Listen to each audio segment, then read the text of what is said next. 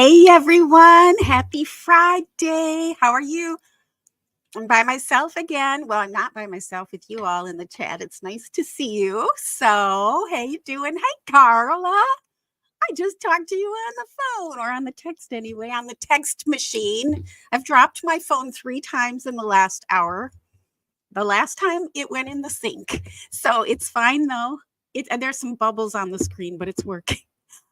Okay, so here we are. It's Friday. We're on the second episode of Luis Rivera's proffer from 2016, which a lot of people really wanted me to do. I can't wait to get through this because there's other ones I want to do. I'm dying to go through the Wendy Adelson's testimony, the recent one, so that then we can do side by sides and compare what Georgia really was asking her. And I want to talk about this whole immunity thing and what it means to, as far as what she said on the stand, because that's the only thing that matters.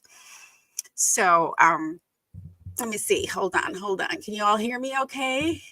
Oh, I moved. I'm just in a different part of my apartment because the other part of my apartment is under construction. I got a catio going on. Hey, Bruce. Hi. Nice to see you all. So, hey, tennis girl. Hi, Georgia on her mind. I love that screen name. So you guys ready to go through the second 30 minutes of Luis's proffer? I think it's really juicy and interesting. And I want you to help me call out important things that he says that might be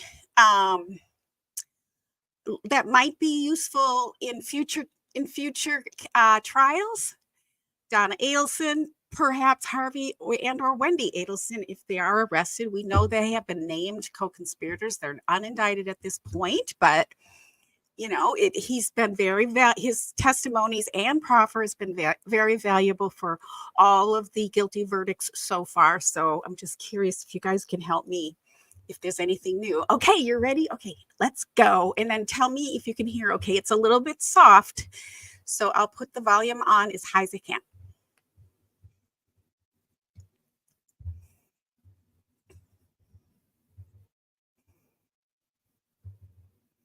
Sorry. Skip ahead.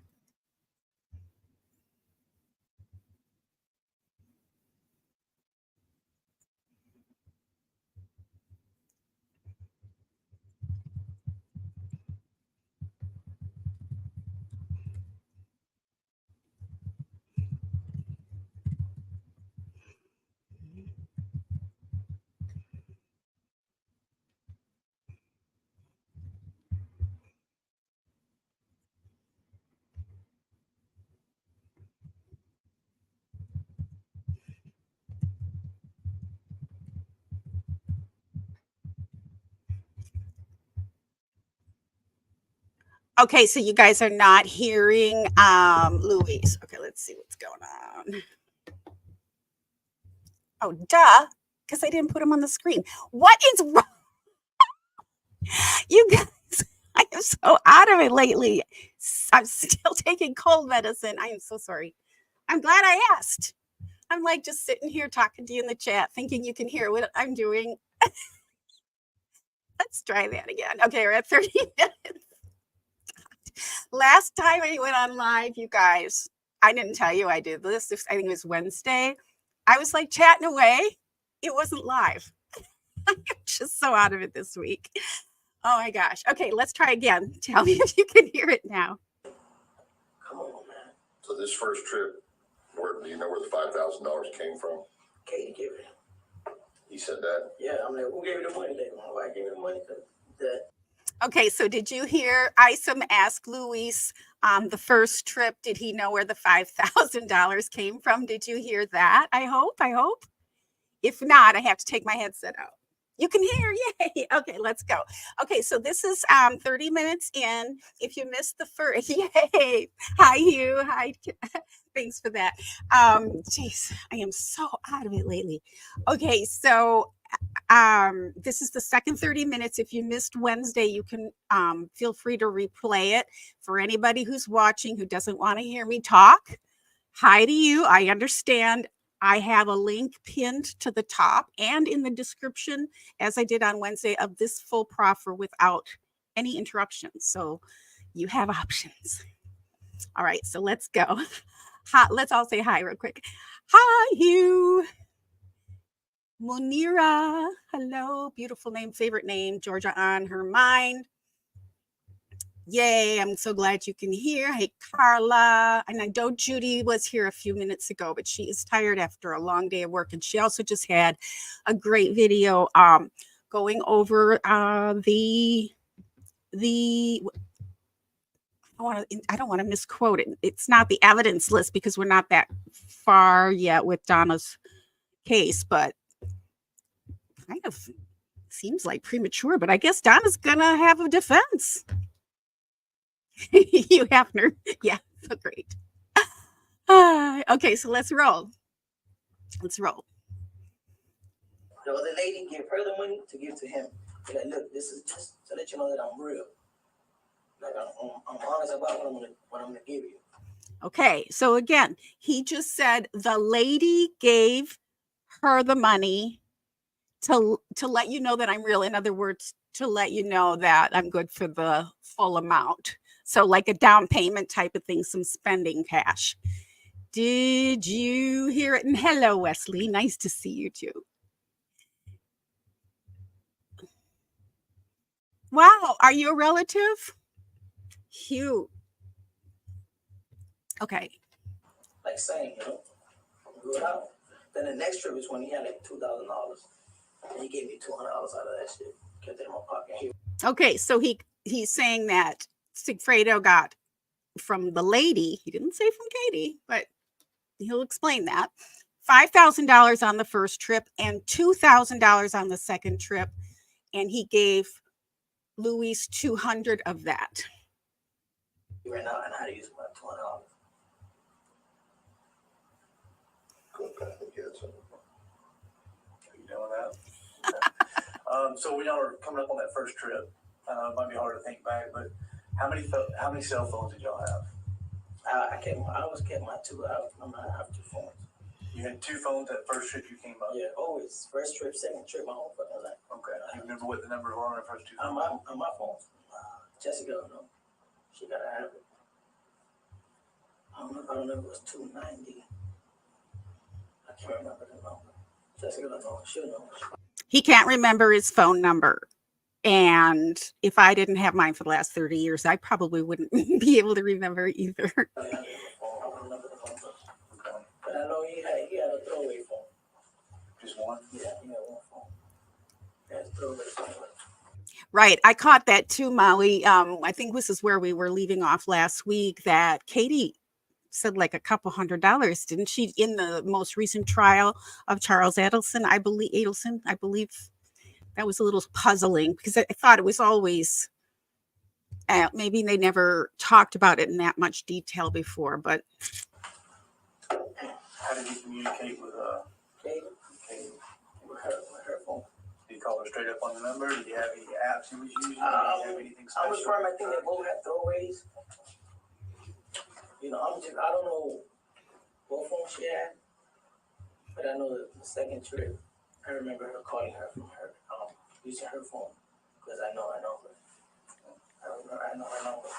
So I remember that. But the first trip, I think they had throw. I know for sure you had a little black phone. How would you see or come into knowledge of her number if she wasn't calling you? How would you know that her number would call on the second trip if she wasn't calling you? The second trip, no, she ain't calling me, she's calling him. All right. But I can hear her voice. I know Katie's voice. I hear her voice. And it's, but the phone. So this is Luis's attorney, Chuck Collins, who's also going to be on Judy's channel, I think in a week from now, or maybe Sunday. It might be the Sunday, for the second time. It's really great.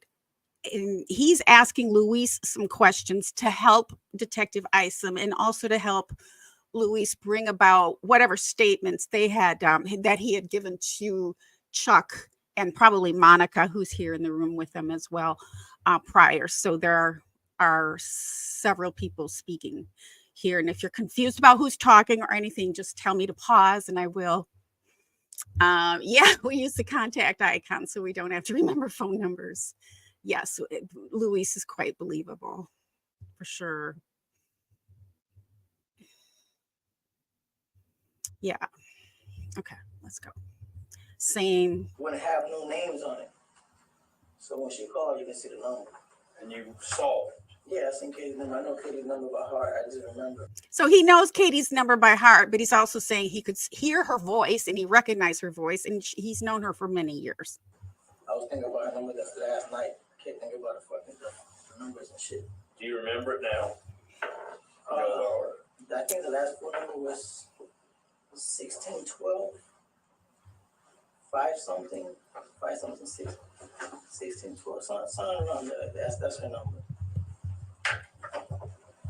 But I know Katie's voice. You know, I'm 100% sure she was in this the whole time, and I know because I heard her voice, and she gave Garcia the money to come up here, and she called me after the murder the next day. Where's Garcia?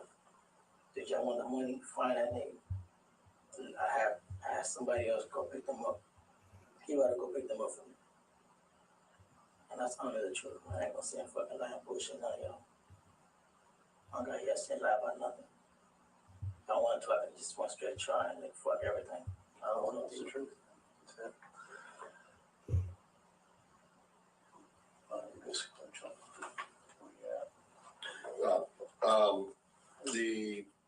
Okay, so you come up here, you go to the hotel, you stay there, Cracker gets you the room, registers for you, y'all stay there 2 or 3 nights, it sounds like. Yeah.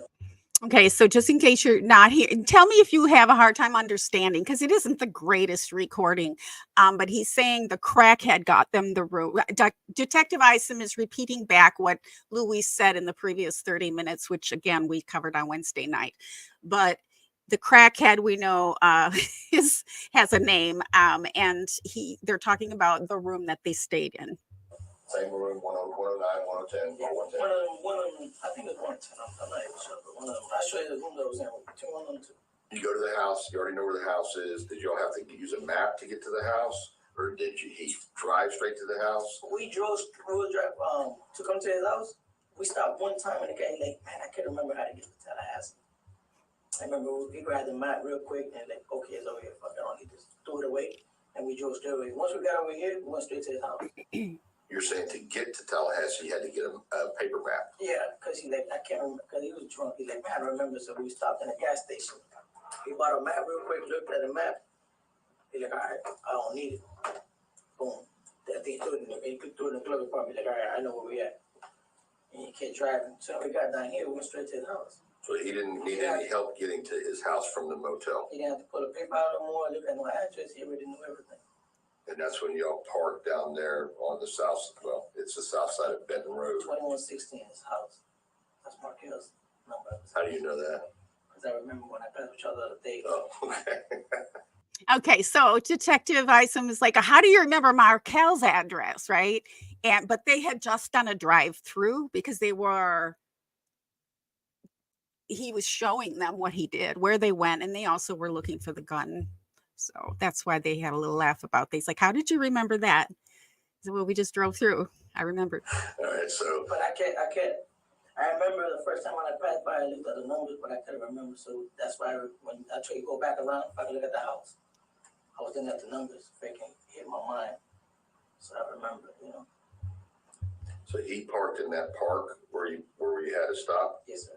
And faced towards the street so you could see him coming out of his road? The same way we pulled in, hotel was there, we was watching. And then y'all followed him, you said, to the daycare. To the daycare. We're on the first trip still. The first trip. The And first he's trip, the driving. second trip, we followed him to the daycare. Y'all did the same pattern. Yeah, same thing. So he follows him. So on both trips, the first and second trip, they did follow Dan. On the first one, he said they lost him. And they go to the daycare. And does he park over there to wait? Yeah, we parked like when I was passing by this last time, which I can't remember. We parked like in the corner, waiting for him to come, but I never seen him come out. I'm like, yo, this guy's not coming. So we always lost him because I guess when he come out, he hit the right and go that way towards like the gym. Never came back. So that we would leave.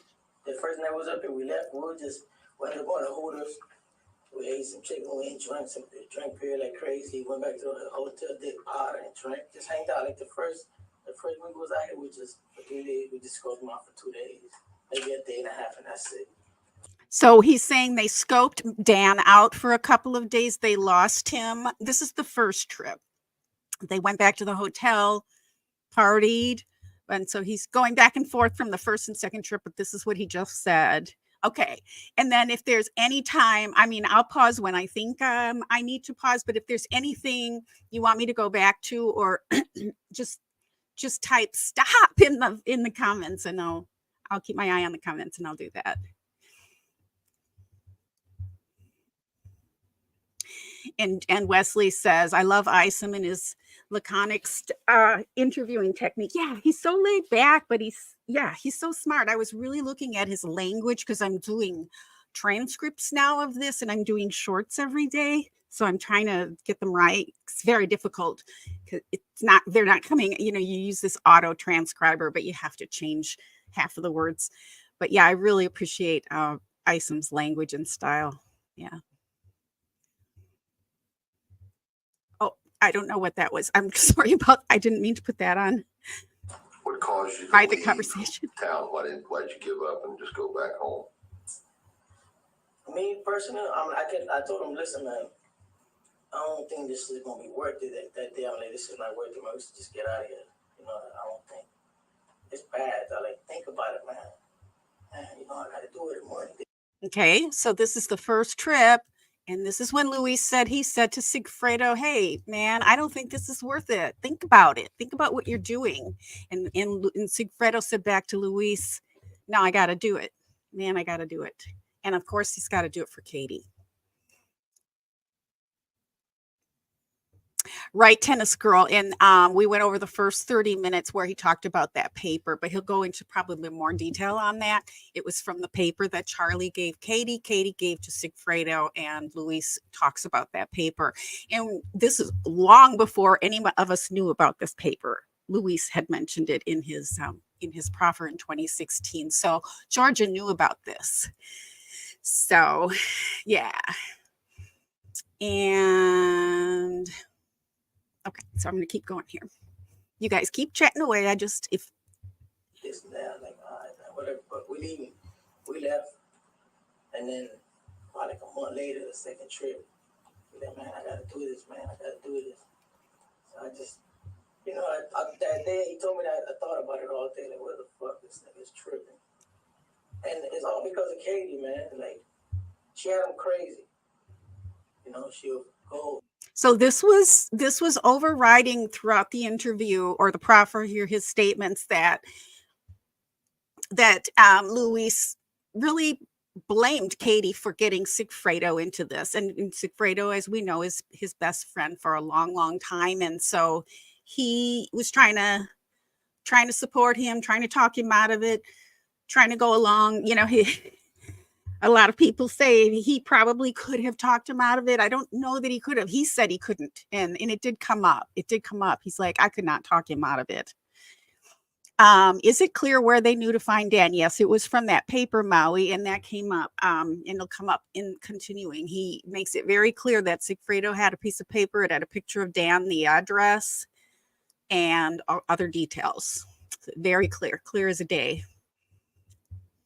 Which is interesting that finally came out in Katie's testimony. There were just like a couple of new pieces of information that did come out this year.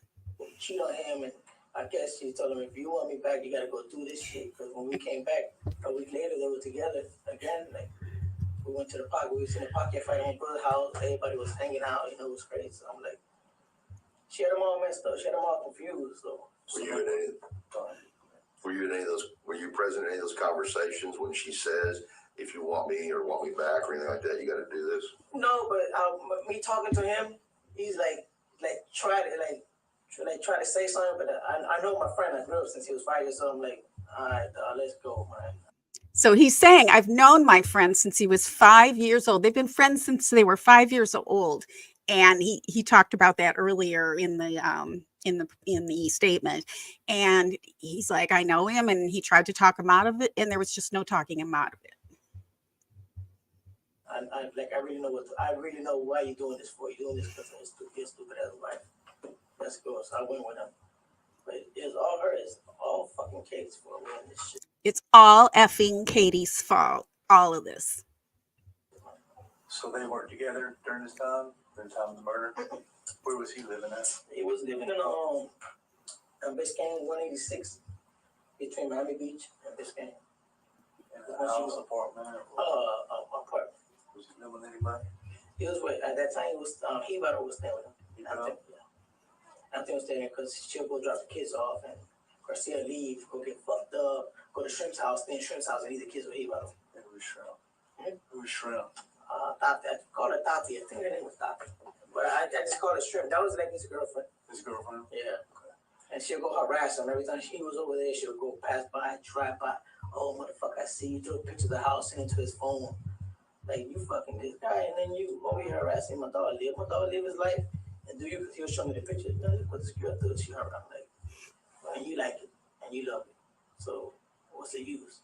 Because you'll be one day with Shrimp, and then you'll go one night, spend one night with Katie, then she'll kick your ass out the house, and she'll go with this guy. Come on, man. Like, she had him real. So he's saying he even told Sigfredo that, hey, you might do this for Katie, and she still doesn't get back together with you. And isn't this interesting that Charlie was basically trading Katie for this? Like, she was being used like a commodity, and she was going to get back with Sigfredo if he would do this for her. It is just so bizarre. So bizarre. To that level, I agree, Hugh. To the level of detail. And that's why I'm really excited to get into her most recent testimony, because there were a couple little things that Georgia had hinted at. Got him so messed up that he was drinking every day. Every day he would drink, every day he would do coke. There wasn't not one day that passed by without that man drinking and doing coke. He's messed up. Where was she living at? That time. I think it was in Miami Beach. We should study right now Miami Beach. I think she was still living in Miami Beach. I think she was still living in Miami Beach. I can't remember where she was staying at. But I know after the money and all that shit, she moved where she's at now. Trying to get a better place. Then he moved in with her for a little bit. Then I went over there and spoiled the party, tell him, fuck that, let's go. Look at her getting dressed. She leaving in the house and she's leaving. Let's leave. And we left and he never came back. But he'll come late night, sneak in. You're either gonna leave her or you're gonna be with her. Like, she got your head all messed up. She made you go do this shit. You know what I'm saying? That's like saying she really didn't give a fuck. But she made you do something that you weren't even supposed to do, man. That's your wife, and she's you know, I used to tell them stuff like that. Hey. So he's saying to Sigfredo, that's your wife, Katie. She's telling you to do something you're supposed to do. She's your wife. She should be like protecting you, not giving you that kind of bad advice. Yeah, this is the volume. That's why I'm trying to clarify a little bit. It's not very good volume on this tape, so it is what it is. And so at this point, Luis is talking in detail about Katie's relationship with Sigfredo. I got into argument. I argued with him a couple of times. Like the first night we came down, I argued with him back in my alley. I was like, man, fuck this. We argued whenever he left. Then he called me and then we met up, went to the bar. And I'm like, I was frustrated. I even woke up one day, I was in my house drinking. I ain't tell you this though. I was in my house drinking one day and I was so mad. I was thinking about the murder. And it was just hitting me. And then he came to my house. Jessica called him, yo, come over here and calm this nigga down. I don't know what's wrong with him. He came and told me, chill out, man. Stop thinking about that shit. I said, man, it ain't even that, man. Like, I ain't do it. How the fuck can you walk around here like that? The voice. Whoops. And, you know, Oh, shoot. Questioning why y'all didn't do it. No, Sorry about that, you guys. I just was trying to hit pause. unless the only one that knew was Katie. She knows. So this is when Luis is saying he was home and he was feeling guilty about the murder and remembering what they did. And a lot of people think that this means that Luis actually pulled the trigger. I mean, I think it could be pretty traumatic just to see what he saw, and he knew, what happened and they had planned it. So I don't think that his amount of guilt means that he actually pulled the trigger. All we can go by is what he's saying, but there was evidence that the shooter was taller than Luis, and there's a significant height difference between Luis and Sigfredo. But here he's saying, don't you feel guilty to Sigfredo? In that car. How does she know that? Because he told her. He told her, I'm going with Tato. They call me Tato. I'm going with Tato. So I said, I asked him, who knows? He goes, no, just Katie. I said, that lady knows I'm in the car. He's like, nobody knows, just Katie. But in my instance, I didn't trust him that day. I'm like, somebody else got to know. Because if you told Katie, Katie had to tell that lady. Because, that day that they murdered, when I seen Wendy, that's when I asked him, who's that lady? And he said, that's Wendy. I remember her clear as day with the two boys. I remember her clear as day with the two boys. He asked Sigfredo, who was that lady, and he's repeating, this is again something he said earlier, but he's repeating it. I remember it clear as day with the two boys. When you all get back to Miami, you just go drive straight back to Miami? Yeah, straight to Miami. And where do you go from there when you get there with the car? What car? Which one? The car he's driving, the rental car. Oh, the Nissan. I think he stayed with it for a couple of days. I think he stayed with it. We came back. When I come back, I would end up in Billy's. That's my spot. I go to Billy's, Sport Bar. That's my spot. No matter what. I might have skipped ahead a little too much, but not too far. And Tennis Girl asked the theories of why they didn't do it on the first trip. So he was just saying here that they were scoping it out. They were given sort of a down payment, that $5,000. They did follow Dan in the same way that they would do the second trip. But they did lose him. He did try to talk Sigfredo out of it that night. They stayed there for a couple of days and did a lot of drugs and drinking. He couldn't talk Sigfredo out of it. So it kind of sounds like they were going to do it, but they were also not sure if they were going to do it. I didn't get a real clear, but it did seem like they were mostly there to scope it out from what he's saying. And they did lose Dan at that point. And what was interesting is he said he probably went to the gym. So I kind of got the impression that he knew what he was going to go to the gym, even on that first trip after dropping the kids off to school, because, we all have routines, and that's sometimes what happens. People get caught in their own routines when somebody's after them. So, okay. No matter what I do, I'm always going to end up right there. So I'm thinking I was there that night. I came back home. I came home. Yeah, we went to Billy's. We was in Billy's. Was Katie there? At Billy's?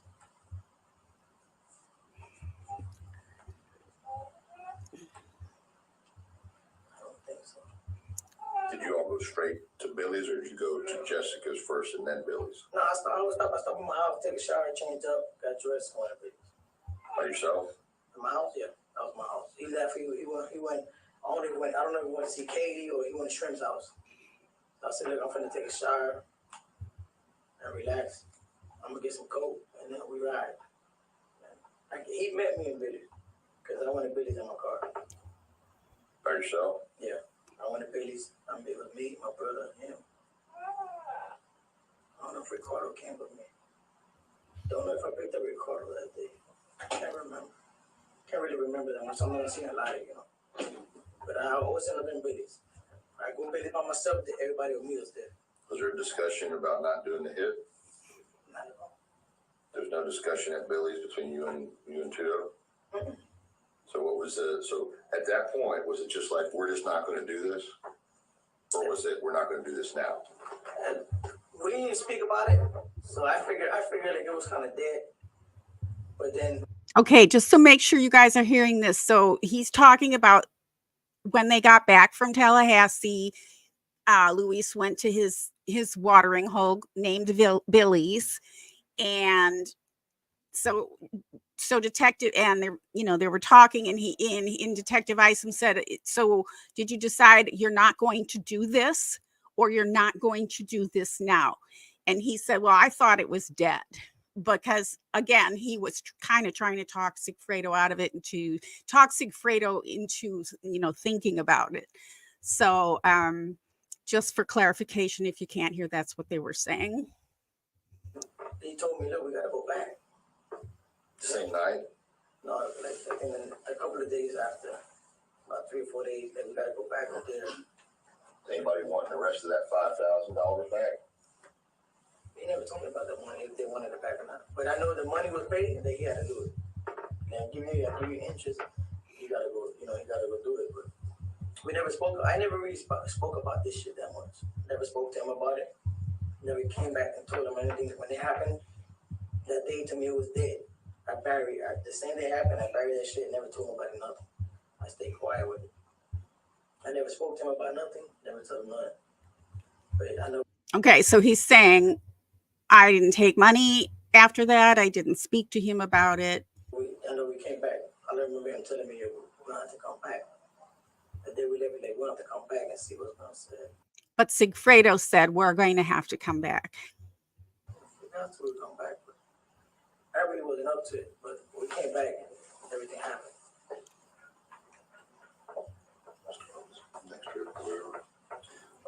I just want to back up just to hear, you said a while ago when him and Katie always had it messed up and stuff. What was Katie doing?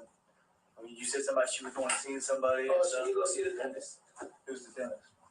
So he's saying Katie had him. This is Luis's lawyer now speaking. It was Detective Isom. Now it's Chuck Collins asking him questions for clarification. And he's asking him to explain, how do you mean Katie had Sigfredo messed up? And I think what Luis is saying is he made Sigfredo crazy jealous. What's about that? I don't know his name.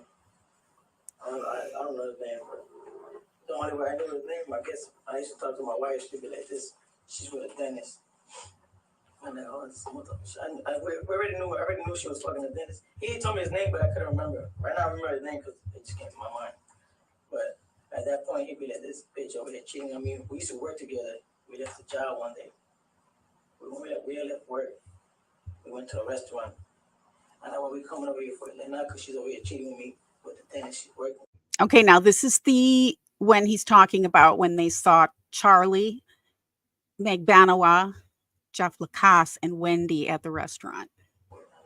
Of course, he didn't know who Jeff or Wendy were, but he knew who Katie was, obviously. And this is Sigfredo.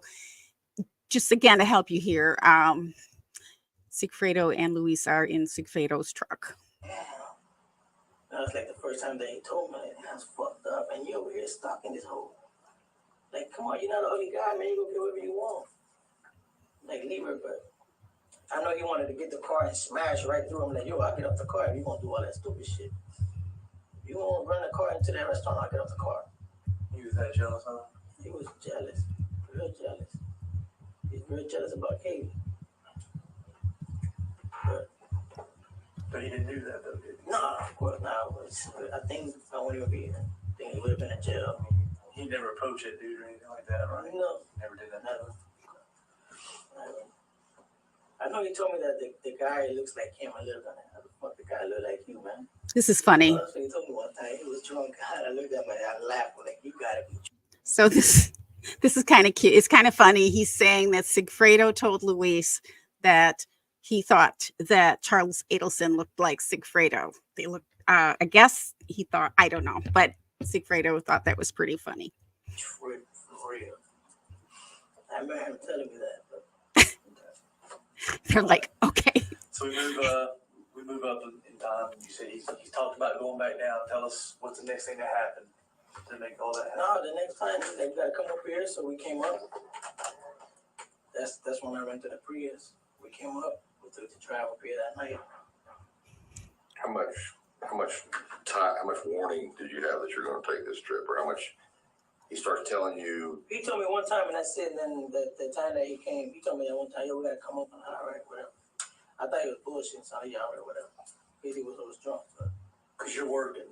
Yeah, You still have a job. You Yeah, have a I'm job, working. you know, right? You helped him get a job way back then, I right? helped him get a job. I gave him a job. Is he still working there with you at this time? No, I had to fire him because he was drunk in the job. So he's not even working. I'm still working. So this is where the information came from, where Luis actually helped Sigfredo get a job, and then he had to fire him. He was his boss. He had to fire him because he was drunk on the job all the time.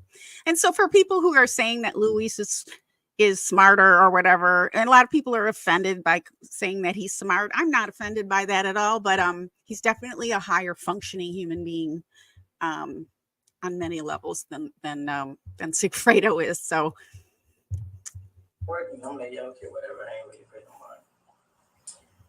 That Wednesday when I get off work, he comes, hey man, we gotta go. Like this nigga, in my mind, I ain't saying nothing. I'm like, he's serious about this shit. You know, so all right. I said, what's up? What you want? Look, we need to rent a car. I'm like, man, you better find somebody to rent a car. I'm not renting a car in my name. But there was nobody to find. I don't have no license, nobody. So I'm like, well, all right, let's go. I jumped in my car, in a Mercedes. Went over there, parked by the side, like the next block over. I jumped off. I said, here, go my car. He's like, yeah, I'm gonna stay back here. He gave me the money. He gave me $250. I went inside. $350. I went inside. I said, man, I need a car. I said, I need a good car. He's gonna give me around to Orlando. I told the guy. Yeah, man, only one I got this, that little green shore. oh shoot, I just hit you guys. I was trying to pause again. I'm so bad at this. I don't know what's wrong with me tonight. So I was trying to say is, with all the fuzziness, I know it's hard to hear, but so the first trip, Sigfredo came with the rental car, went and got a rental car on his own and picked up Luis, and they went up. The second trip, Sigfredo couldn't get a rental car. Now, there has been some speculation if Katie helped Sigfredo get that first rental car or not. But in any case, Luis obviously stepped up, which is, his name is on the rental contract, as we know now. But yeah, so this is what he's talking about. Then I asked him, how much you getting? He got like 40 something. So I said, how much Katie is getting? Well, she getting the rest. I'm like, hold up. I might be illiterate, but motherfucker, I can count money. 37 and 40 something, and the rest. Nah, she getting more than 50. She getting more than 60 something grand in her pocket. So I mean, there was more money because, me being in prison in Coleman, I'm hearing about her. Oh, she getting a new car. This guy getting a new car. I'm like, So he's talking about finding out from Sigfredo how much money he's going to get, how much Sigfredo's going to get, and the rest goes to Katie. And he's like, why is she getting so much money? At least I know how to count money. I might be illiterate, but I know how to count money, which was really funny. how are you getting all this if this nigga ain't working and she ain't doing shit but fucking his dentist? So the dentist buying her car. She buying Garcia had already spent all his money. He don't have the money. He spent $5 grand on a Nissan Maxima. He spent $2,800 on a Monte Carlo. Bought the bike for, I think was $32 or $2,900. And the bike is we bought bikes, but ain't no 2016 bikes. It's some old bikes. My bike was a 03, and his was, I think, was a 97, but it was souped up. Our bikes were all over souped up, and I paid for my bike was $2,300. That's it. But all this money that he spent, if you come to add up, he ain't got much left. Then he rented the apartment, paid for the apartment for 6 months. That way he don't lose it because he don't have no job. Paid for 6 months outright? Yeah, he paid the rent for 6 months. You know what I'm saying? He told me I paid the rent. Then I go to the house, you got a big ass TV. Like, man, what are you doing? Big things.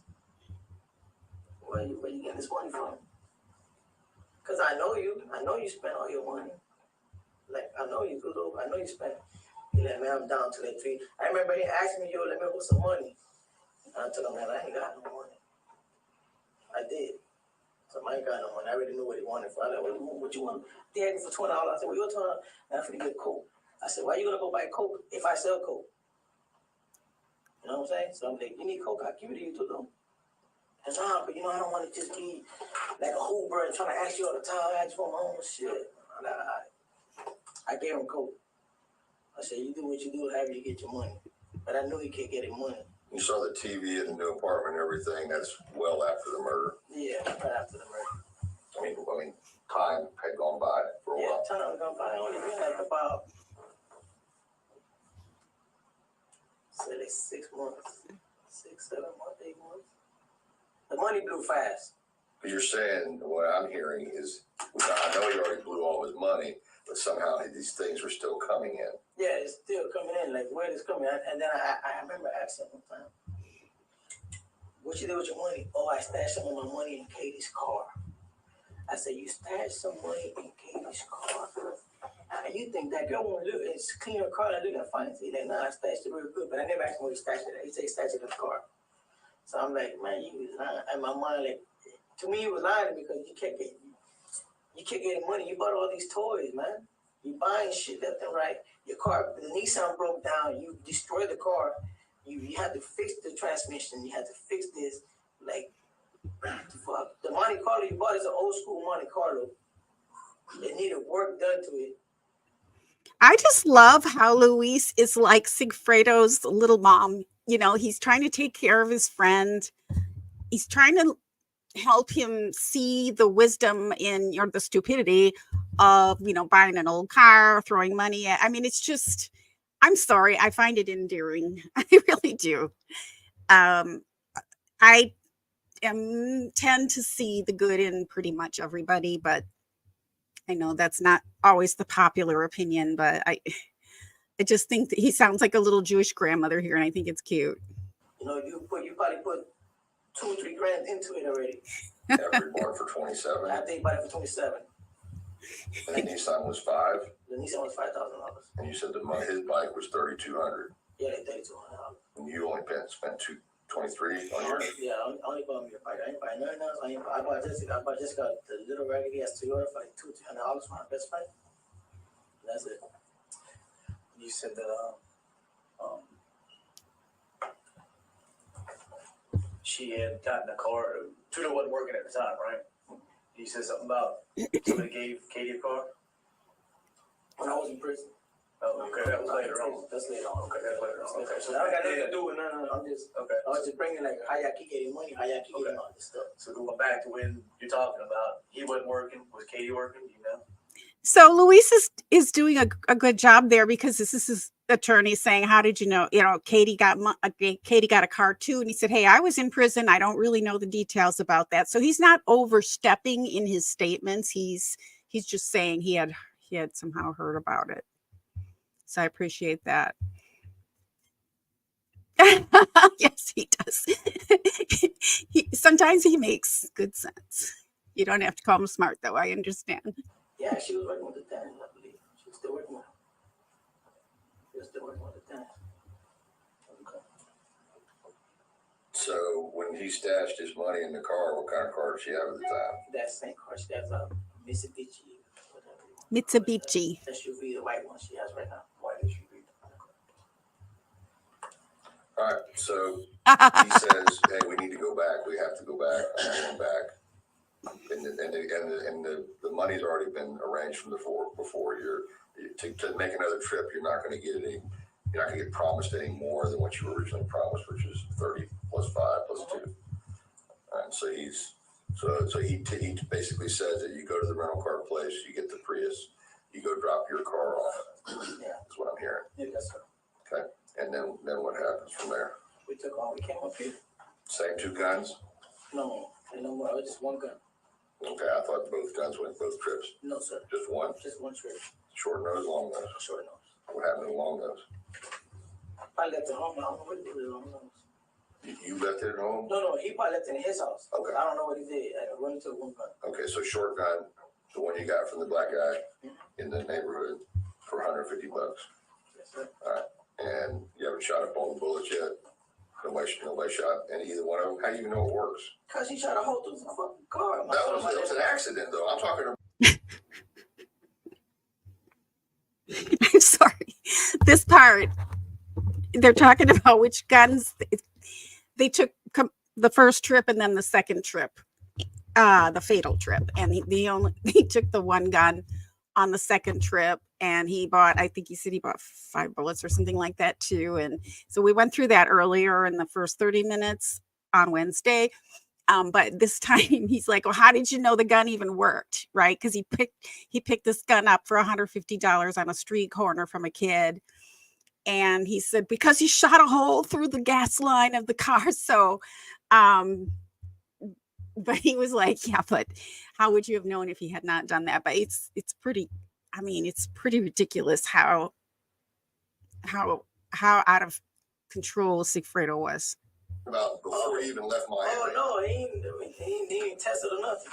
Nobody tested it. Nobody tested it. It was tested in the car that day that he shot the hole through. Okay, so we'll get to that in a second, but basically you say that you bought the gun, never test fired it, he never test fired it, Never. but that's the only gun you're bringing this time. That's the only gun we brought. Just one gun. The first trip was 2 guns. The second trip was 1 gun. That's it. Okay, so you get in the Nissan, you're driving. I'm sorry, Not a Nissan. Prius. A Prius. Prius. You rented it. You said something to them about he might drive it or no? Was he ever going to drive the Prius? No. I drove. He drove for a little bit. The night we left, he drove. He took off. But then he was drunk. He's like, you know what, man, you should try it because if we get pulled over, this car's not under my name, it's under your name. So I'm like, you know what, you're right. But then I tell him, I'm in probation, man. If we get pulled over, I'm going to go to jail. You're saying that to him? To him. And we get pulled over. Okay. So the day we get pulled over, the officer grabbed my license, came back, gave me a ticket, like, slow down, put your seatbelt, gave me a speeding ticket. So here again, he's telling Sigfredo, hey, we've got to be more careful. If I get pulled over, I'm on probation. I could go to jail for this. He's just still, it fell upon deaf ears. He went along with him anyway, but it's kind of interesting how I think this is also coloring as to why he would be the one to flip and get the deal, because he really wasn't into it in the first place. And he's like, I want to be done with this. I want it off my conscience. That's just my opinion, but that's a feeling I'm getting, because he's just letting it all out here. He's just letting out all his feelings about what really happened and what was going on that led up to this between him and Sigfredo. And then I looked at Garcia and told him, this motherfucker didn't take me to jail. So you got a ticket in the Prius? In the Prius. On the second trip? On the way up here? You have any idea what town you were near or what road you were on? Or? Man, I know. Keep going with these towns. I don't know. I'm not good with these towns. I know. The only thing I can probably say, I keep saying Gainesville, because that's like, every time I drive, I'm like, yo, are we close? Every time I used to see, because they had a G on them, say, yo, we close. Like, yeah, we like back in like an hour away from Tallahassee. Something like that. I'm like, all right. But by that time, that's when I got pulled over. You weren't in Miami. No. You were in Tallahassee. So were you on the interstate? Yeah, I was in good. I asked him, because when we got pulled out, like, yo, how long from here where we get pulled over to Tallahassee? He said, we got maybe like an hour or 2 hours, the most. The top was 2 hours. So I'm like, all right. I'm not trying to get pulled over. I know if I get pulled over again, what the fuck? But when we get pulled over, I tell him, yo, this is a sign, man. We should just turn around. He's like, nah, man, fuck that. We up here. So we drove to Tallahassee. Okay. So you get to Tallahassee. He knows where he's going. You didn't drive the first time. So he knows where he's going. You know, everything. When I'm driving, he's telling me where to go. You'll end up at the same hotel? Same hotel. 109 or 110? Same room and everything. Okay. And from that point, what do? You start doing coke and stuff again, or? Yeah, we started drinking coke. barely can sleep. What time did you get here? To Tallahassee.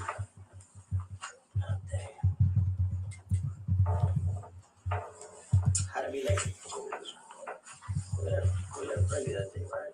I think we left early that day. Then we got up here like around 11 o'clock at night. Like 11. Okay. 11 o'clock. Somewhere around there. I'm never give you the time and then I'll be all fucked up. Was he talking to anybody on the phone on the way up? No. No, he was doing coke. He didn't really talk to nobody on the way up. No, he was doing coke. He wasn't talking on the phone. No, he was doing coke. And it is funny that and I had the same thought. I forgot who said this back here. It's how did they even fix the fuel line? I was impressed by that as well. I was like, wow. Yeah, they did do that. I wouldn't have been able to, especially if I were that inebriated. I remember right now if he did. But the only person he's going to talk to is going to be Katie. He won't call nobody else. Okay. The only person he talks to is Katie. Okay. So you're at the hotel. You got the gun in the room? The gun was in the car. Okay. The gun was in the car the whole night. Stayed in the car. I mean, this is really interesting because, I mean, when you think about why would detective ask him, did you have the gun in the room? It's just interesting to see the techniques. As somebody else was just commenting on something else and asking, why are they asking this and that? Well, maybe it's their technique to see if there's any slip up, or maybe they're going to get a statement eventually from Sigfredo or someone else, and they just want to have as many little details as they can to make sure he's consistent and not showing any changes in the way he frames the truth or whatever, or frames his statements. So a lot of these things he doesn't have to ask him, in other words, but he does, and there's a reason for it. The only time the gun was in the hotel was the first trip. Okay. But the gun was in the car. Wake up. I want to sleep maybe like around 2:30. 2:30 around that night. In the afternoon? In the morning. Because we got there at 10 o'clock at night. 10 to 11 o'clock at night. Went to the hotel. We're hanging out. We're just chilling. I said, man, I'm going to go to sleep. I got to get rest. Because if you're going to have me watch this guy all day tomorrow, I got to get rest. So I tried to fall asleep. He was still awake doing coke. I went to sleep. The next day, that was Thursday. It was Thursday. The next day we drove around there. I went around the block. I went around the block to the other park behind his house. He said, pull in here real quick. Let me go see if he was home. So we pulled in. He walked over there. He looked, came back. He's like, go around the house. He said he seen something, but he wasn't too sure if it was money. So when I go around the front of the house, that I come back like this. Okay, so now he's talking about how they checked out. They parked and went behind Dan's house and checked out if anyone was home inside of his house and kind of scoped it out. This is really creepy and scary to me. I just hate this. So I'm driving this way. Wendy's walking this way with the two kids. So I'm driving. Before I get Again, Wendy is walking this way with the two kids. He's clear as day about this. I don't know why people keep saying it's Donna or whatever, but it's like he's talking about Wendy here. He said her name. So he was convinced it was Wendy, and he must have had a picture of her by then, I would think. I'm not sure. Somebody asked that. I'm sure they would have shown him a picture. He would have seen it on the news, because the Adelsons at this point were implicated, or were considered persons of interest. to home, I'm looking to my rearview mirror and I ask Garcia, man, what's up with this lady? Why is she looking so much? She like, oh, that's that lady. That's Wendy. I go, oh, that's her name. I said, well, I'm like, okay, I seen the two kids. I said, what's she doing up here? What is she doing up here? Oh, no. He didn't like that Wendy was up there. And this is just assuming it was Wendy, but that's what he thought at the time. And evidently that's what Sigfredo thought at the time, even if it wasn't Wendy. The point is they thought it was, and they knew who she was, and they knew this was for her. So the broader point isn't whether it actually was her with the 2 kids, which is what he's saying, but that they knew who this was done for. And so I think a lot of people say, oh, it's not Wendy, it wasn't her. Doesn't matter. He thought it was. Do you understand where this is coming from? And he was mad. Like, what is she doing here? So Luis is like, what is happening here? And he's like, first of all, why are we doing this? But now we're here. He's like, Sigfredo, why is she here? And Sigfredo answered him immediately. There was no discussion. He said, she's here to check on us, to make sure everything's, in order. She can make sure that everything's all right because he's leaving out of town tomorrow. So it's got to get done tomorrow morning before he leaves. Do you hear that? It's got to get done tomorrow morning before he leaves. This is right after he said, why is she here? Who is that lady? Sigfredo says it's Wendy. She's making sure everything's getting done. And he's saying, well, why is she, he doesn't want any witnesses, right? Yeah, I think that Wendy also might have wanted to be a witness just in case. She could say, oh, well, there were these 2 guys. I saw him going around Dan's house, right? So, just food for thought. Could be. Like, all right, we leave. We go back to the hotel. Louis, let me interrupt you for a minute. Was there ever a phone call from anyone around the time that you saw who he described to be? When she walked, as I'm looking at the rear mirror, I see her walk a little bit further from her house, get on the phone. By the time we get to the hotel, he's talking to Katie. That's when he asked Katie, what's she doing up here? But I asked him in the car before Katie called, what is she doing up here? She came up here to see if everything's all right with the kids. I said, man, you gotta know something besides that shit. What this lady's doing up here? And she knows that we're up here. She knows you're up here. So what's she doing up here? So again, he's describing, and Crime Cat, I'm glad this is helping you out. It helps to go over it because he really does say so much in this proffer. But so the conversation, he's bothered by the fact that somebody's appears to be watching their car and seeing them and can identify them, right? And then by the time they finish this, he's saying Sigfredo's on the phone with Katie, and Katie's assuring him that's what she's doing there. That's what Wendy's doing there. Now, Katie, I don't know. I mean, she didn't say anything about that we know of so far, but this is Luis's understanding of it, and he does not like it, and he's questioning it. And that's why, again, these weren't prompted questions. This is just his statement about what happened. So he doesn't know whether this is going to be important or not. He does not know. So when he calls Katie, hey, what's going on? I seen this lady over here. Oh no, she's making sure that everything is fine there. What time he's leaving tomorrow on the flight or wherever the fuck he was going. I said, so we gotta do this tomorrow. I'm like, yeah, cause he's leaving, and she can't see the kids. But I seen her face and everything. I'm like, all right. So I'm like, we're going back to the hotel. I'm sitting down. I'm sitting down on the chair in the hotel. And he's like, you all right? I'm just curious what the fuck this lady's doing up here. So this continues. Now they're in the hotel and he's sitting there, and Sigfredo knows he's bothered. He says, I'm just sitting there in the hotel room. And he's still saying, what is she doing here? He doesn't want somebody who's witnessed them, who can identify them.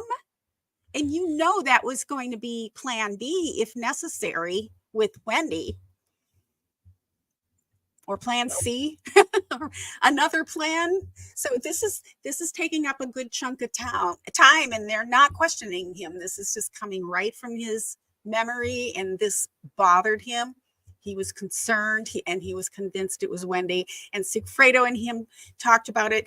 Sigfredo and Katie talked about it on the phone. He saw her once, then he saw her in the rearview mirror. He definitely said there were 2 kids there. Very interesting facts here. Don't worry about that shit. Everything good, man. She just made sure that everything was all right. Oh yeah. I said, I don't really like the sound of this shit, but whatever. If you say everything's all right, I trust you because I just trust you. Trust you because you're my dog. Don't worry about it, man. Here, man, take a drink. Man, it was early in the morning. It was 12. I'm like, man, I'm good. I don't want to fucking drink. So this all happened before 12 noon Yeah, before 12. on Thursday. On Thursday. You drove by, you saw her walking the kids. You asked him, he says, that's Wendy. She's making sure that we're going to do this or whatever. That she wanted to make sure that we was up there. She thought that we were lying, that he was lying. Because they don't even know I'm in the car until she seen me that day. Yeah, but your car's got tinted windows. Does she even know what kind of car you guys are in? That car, not even tinted. Like, you can see through it. It's like, you can see real, you can see, it's tinted, but not dark like people think. Right, but she wouldn't know you from out of town. She wouldn't know you from anybody. Yeah, she don't know me from anybody. But you can see, you got a little short guy in the car like this, with a long driving like this, and you see Garcia. Garcia's on the passenger side. You know, so she looked and then he looked. Like, you know, that's what caught my attention. Like, what's up with this lady looking at the car? So they know. Well, and they were kind of snooping around the neighborhood too. So, and as some people said, well, it could have been a neighbor or whatever because they were acting suspicious. They didn't look like anybody who lived in the neighborhood, and they were probably just looking at them. But the fact is that Luis had his spidey sense going. But she wanted to make sure that we was up here. I guess Katie had told him everything. And then he called Katie. I remember leaving that day when we left. He called Katie. Yo, everything all right with this lady? She's like, yeah, everything's straight. Don't worry about it. Just make sure you get that shit done.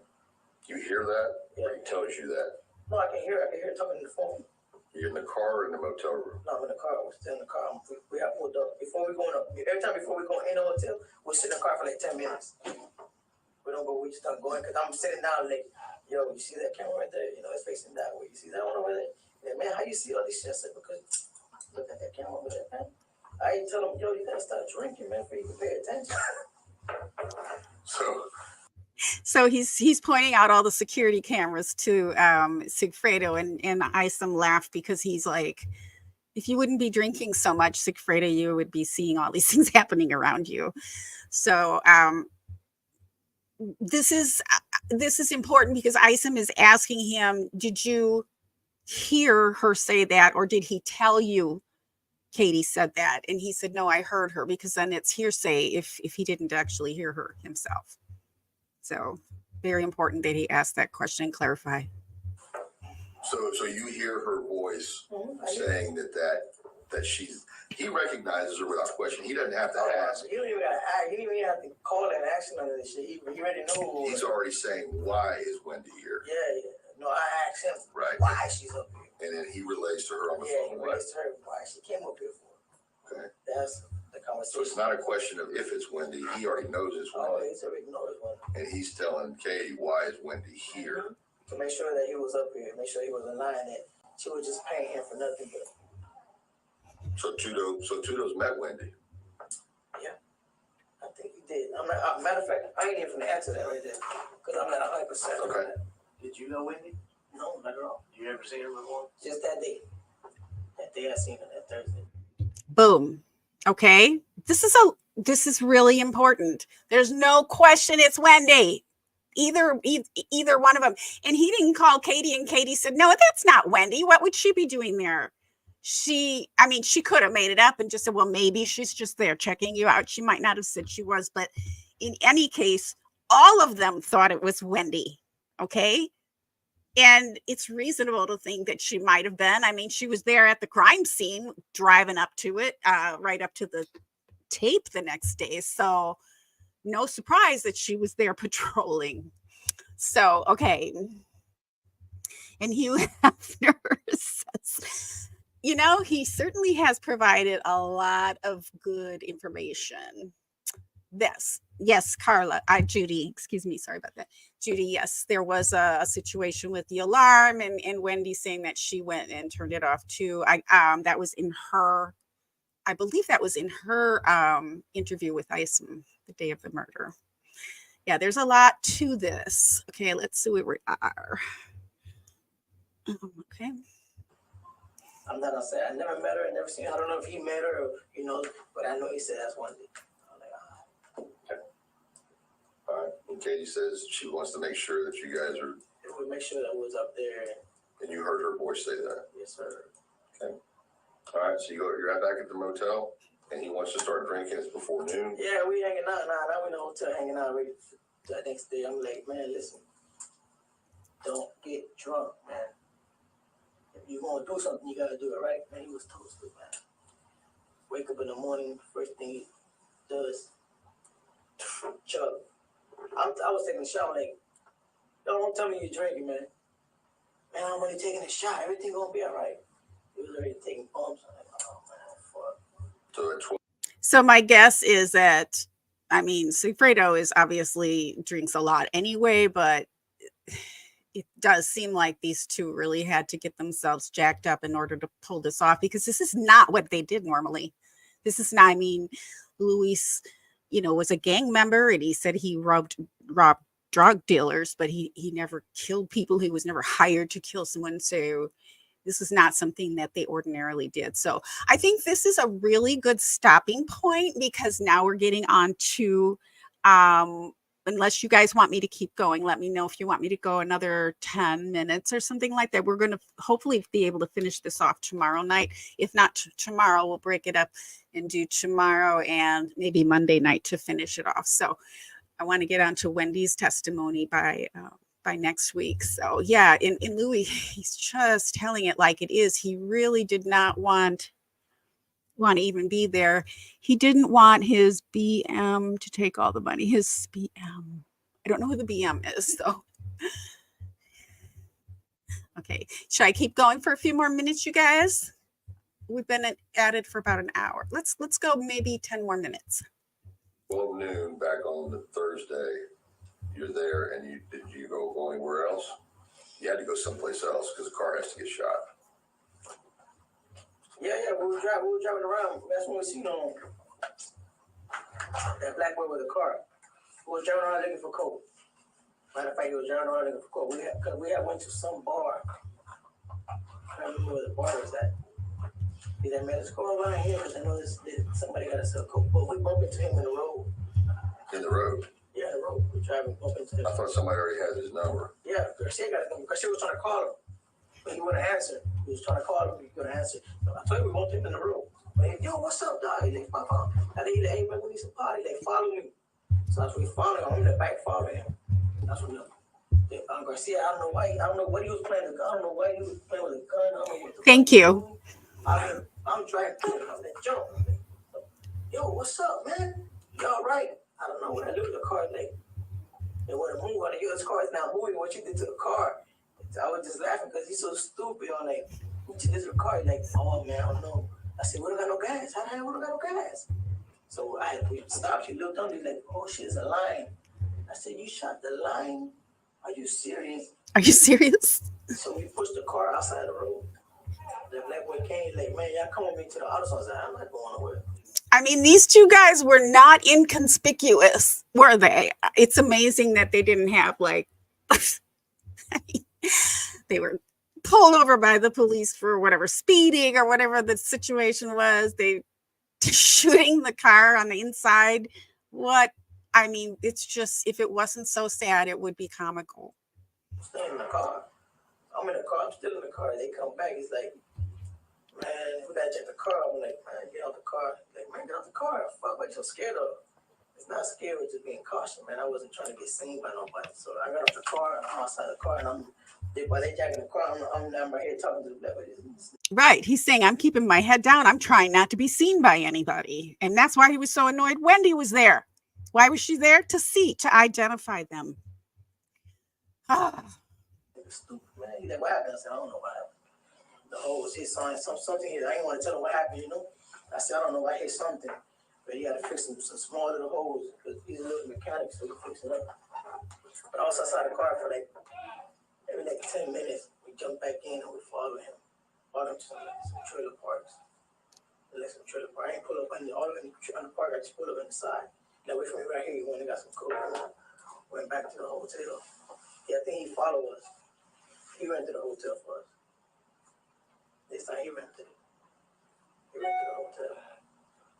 So we signed out, we had down, and then the next morning when we woke up, that's when I went to Markel's house. Stop right there for a second. All right, with all that and the guy that went and found bread for you, so forth, all these contacts with that guy, you're saying is from Garcia's phone, Yeah. not your phone. He put the number in my phone. Okay. So I don't know if he called him from my phone one time.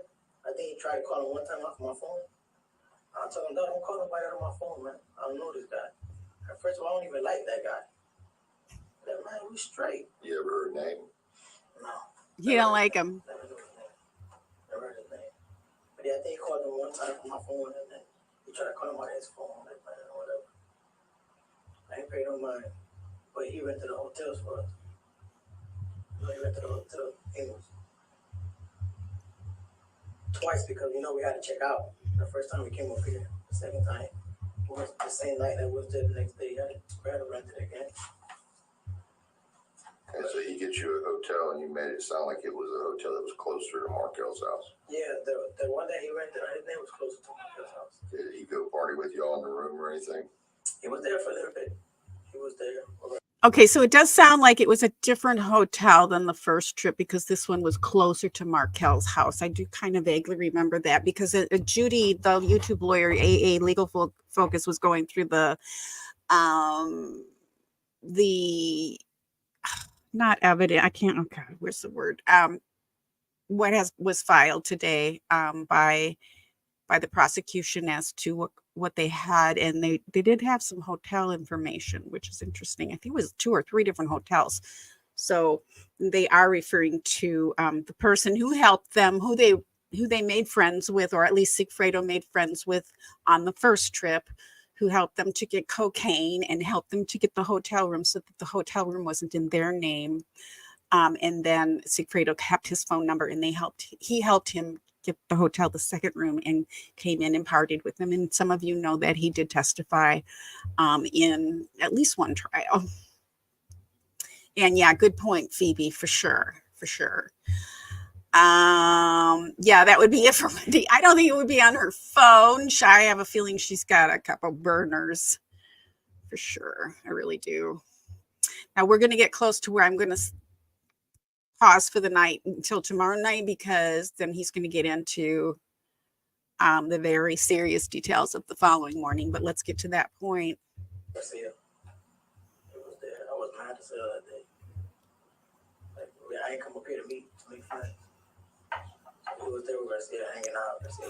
Thank you. It seemed like they were best friends for a little bit. Rental car company ever found out there was a hole shot in their line? Did they find out? Did you ever call them or say, Georgia immediately just fixed it? Well, no, we just fixed it right there and then. Garcia's like, he's a mechanic. Little bootleg mechanic, you know how to do a little work. He fixed it himself. Okay. Fixed it up and everything. All right. So then what do you do that night after you're at this new motel? We're just hanging out. So just if you didn't hear, Isom was saying, will the rental car company know that you shot a hole? Did you report this to the rental car company? Of course he didn't. Like a normal person would. They just fixed it and covered it up with the carpet. But he did ask that if they found the car, would they see that? And of course we know he did find the car. They did find the car. Unfortunately, they didn't have the paper in the car anymore, the paper that had this information on. But they did find evidence that there was a bullet hole through the gas line, and the hole was still there. We're just hanging out, just chilling the whole night. We didn't do nothing, stay there the whole night. I parked the car in the back, just sitting there. I I didn't do nothing. I was throw a picture of the owl, like I told you, posted on Instagram.